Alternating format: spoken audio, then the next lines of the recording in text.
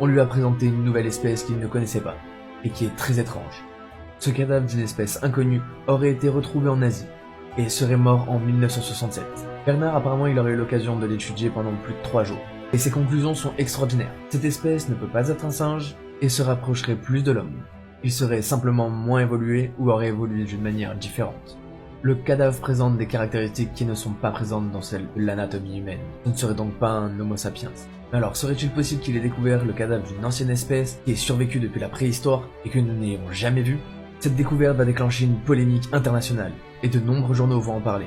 Ce cadavre serait donc celui d'une autre espèce humaine sauvage et velue, qui devait selon les scientifiques être à la base mort depuis des milliers d'années, mais pourtant qui existerait bel et bien encore de nous. Pour Bernard, ça semble impossible. Pourtant, il est réputé pour être très minutieux sur tous ses travaux, et même lui avouera qu'il était très surpris de ce qu'il arrivait à découvrir sur ce cadavre. Le corps n'était pas en très bon état, et une forte odeur de putréfaction s'en émanait. Il était donc